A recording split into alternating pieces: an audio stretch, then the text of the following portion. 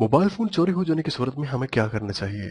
एक बहुत ही अहम सवाल और एक बहुत ही पूछा जाने वाला सवाल। तो आज की इस वीडियो में हम ये सब कुछ जानेंगे। हेलो दोस्तों, अस्सलाम वालेकुम। मेरा नाम इमरान है और आज एक न्यू वीडियो के साथ हाजिर हूँ। फ्रेंड्स, ये मेरा यूट्यूब का चैनल है जो कि इमरान परदेसी के नाम से है। अगर अभी तक आपने सब्सक्राइब नहीं किया हुआ तो यहाँ पे क्लिक करके सब्सक्राइब कर सकते हैं। और सब्सक्राइब करने के बाद आपको यहाँ पे एक बेल का आइकन नजर आ रहा होगा। आपने इसके ऊपर मस्ट क्लिक कर देनी है, क्योंकि इससे ये होगा कि जितनी भी लेटेस्ट वीडियो हैं वो आप तक पहुंचती रहेंगी। तो चलिए वीडियो शुरू करते हैं। फ्रेंड्स, जब भी हमारा मोबाइल कहीं गिर जाता है या चोरी हो जाता है तो हमें मोबाइल के साथ साथ उसमें जो हमारा पर्सनल डेटा होता है उसकी भी बहुत ज़्यादा फिक्र होती है, क्योंकि उसमें हमारी कुछ पर्सनल चीज़ें होती हैं जो हम नहीं चाहते हैं कि कोई और देखे। तो ऐसी सूरत में हमें क्या करना चाहिए? तो फ्रेंड्स, आज की ये वीडियो इसी टॉपिक पर है।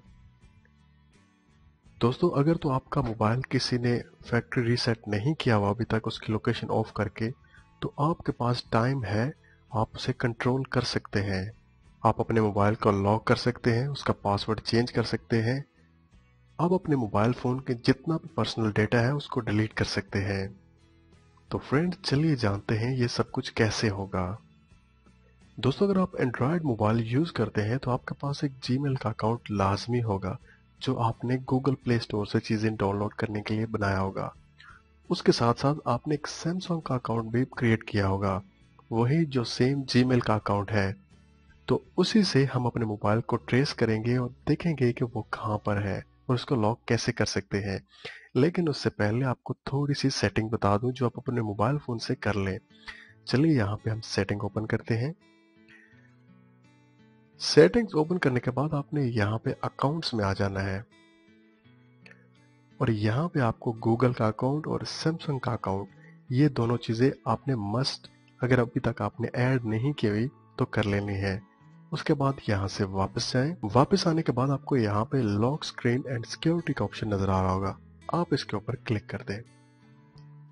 क्लिक करने के बाद सबसे नीचे आपको एक ऑप्शन नजर आ रहा होगा अदर सिक्योरिटी सेटिंग्स, आपने इसके ऊपर क्लिक कर देना है। उसके बाद आपको यहाँ पे एक ऑप्शन नजर आ रहा होगा डिवाइस एडमिनिस्ट्रेटर्स, आपने इसके ऊपर क्लिक कर देनी है। और यहाँ पे आपको एंड्रॉयड डिवाइस मैनेजर नजर आ रहा होगा। अगर आपके पास यहाँ पे ये ऑफ है तो आप इसको यहाँ पे ऑन कर लें। तो दोस्तों, चलिए हम ये जानते हैं कि किसी दूसरे कंप्यूटर या किसी दूसरे मोबाइल से हम अपने मोबाइल को कैसे ट्रेस कर सकते हैं, कैसे सर्च कर सकते हैं वो कहाँ पे है, और कैसे हम उसकी स्क्रीन को लॉक कर सकते हैं या उसमें जो पर्सनल डेटा है उसको डिलीट कर सकते हैं।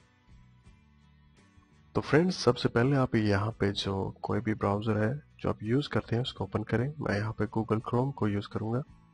उसके बाद आपने यहाँ पे सर्च करना है एंड्रॉयड डिवाइस मैनेजर, आप ये यहाँ पे देख सकते हैं। उसके बाद आप यहाँ पे इंटर कर दें। इंटर करने के बाद सबसे ऊपर जो आपको लिंक नज़र आ रहा है एंड्रॉयड डिवाइस मैनेजर गूगल, आपने इसके ऊपर क्लिक कर देनी है। फ्रेंड्स, क्लिक करने के बाद आपने यहाँ पे जीमेल का अकाउंट है उससे साइन इन हो जाना है, जो अकाउंट आपके मोबाइल फोन में था। चलिए यहाँ पे मैं जो अपना अकाउंट है उसका पासवर्ड इंटर करता हूँ। तो फ्रेंड्स, आप देख सकते हैं यहाँ हमारे पास जो हमारा मोबाइल फोन है वो हमें यहाँ पे शो हो चुका है और यहाँ में हमें 3 ऑप्शन नजर आ रहे हैं। यहाँ से हम अपनी स्क्रीन है उसको लॉक कर सकते हैं, डेटा है उसको डिलीट कर सकते हैं, और हम अपने मोबाइल फोन पे जो रिंग है वो कर सकते हैं। तो सबसे पहले मैं यहाँ पे ये जो लॉक स्क्रीन है इस पे क्लिक करता हूँ। तो दोस्तों, आप देख सकते हैं जैसे यहाँ पे मैंने न्यू लॉक स्क्रीन पे क्लिक किया तो हमारे पास न्यू पासवर्ड और कंफर्म पासवर्ड मांग रहा है। मतलब अगर आपने कोई न्यू पासवर्ड रखना है तो आप यहाँ पे रख सकते हैं। उसके बाद अगर आप यहाँ पे कंफर्म करना चाहते हैं पासवर्ड वो कर सकते हैं। उसके नीचे यहाँ पे रिकवरी मैसेज आपको नजर आ रहा होगा कि मतलब आपने कोई रिकवरी मैसेज अपनी स्क्रीन पे शो करना है जो वहाँ पे नजर आए।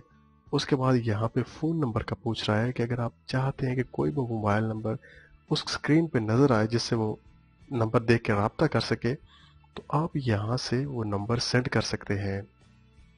वापस जाने के बाद आपको यहाँ पे रिंग का ऑप्शन नज़र आ रहा है और यहाँ पे एरेस का ऑप्शन नज़र आ रहा है। चलिए हम यहाँ पे क्लिक करते हैं।